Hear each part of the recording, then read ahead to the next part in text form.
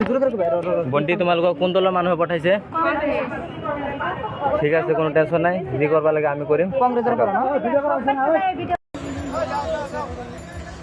আজি কয়াকুছি মহাবিদ্যালয়ৰ যিটো সাধাৰণ নিৰ্বাচনৰ ভোট আছিল, সেইখন ভোটত কংগ্ৰেছৰ প্ৰাৰ্থীসকলে কংগ্ৰেছৰ কিছুমান দালালসকলে চুৰি কৰি ভোট দিয়াৰ অভিযোগ উঠিছে আৰু ইতিমধ্যে এইটো ধৰাত পৰিছে।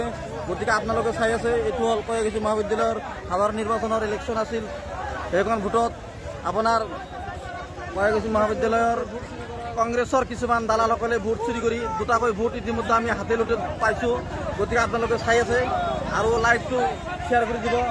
UDSFৰ প্ৰাৰ্থীসকলক হৰুৱাবলৈ বিধায়ক জাকিৰ হুছেইন সিকদাৰৰ ভাইটি ইব্ৰাহিম আলী সিকদাৰে ইয়াত আহি উদ্ভণ্ডালি কৰা দেখা পাইছোঁ। ইতিমধ্যে AIUDFৰ দলৰ এজন কৰ্মীক বিধায়ক জাকিৰ হুছেইন সিকদাৰৰ সৰু ভাইটি ইব্ৰাহিম আলী সিকদাৰে কয়াকুছি মহাবিদ্যালয়ত আচলতে কি হৈছিল আমি আপোনালোকক শুনাম গ্ৰাউণ্ড জিৰ' ৰিপৰ্ট।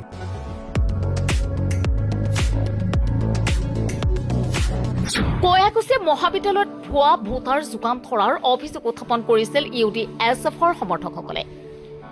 তাৰ পিছতে সামাজিক মাধ্যমত অপপ্ৰচাৰ চলাইছিল এগৰাকী ছাত্ৰীৰ বিৰুদ্ধে। এতিয়া আহিছো আচল ঘটনালৈ।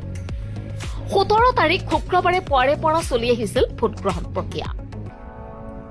এনে সময়তে কয়াকুছি জুনিয়ৰ কলেজৰ দুগৰাকী ছাত্ৰী ঘৰলৈ যোৱাৰ কাৰণে আহি আছিল আৰু তাতেই লাগিল অথন্তৰ। কয়াকুছি মহাবিদ্যালয়ৰ মূল প্ৰৱেশ দ্বাৰত আগুচি ধৰিলে দুই পক্ষৰ ছাত্ৰ ছাত্ৰীয়ে।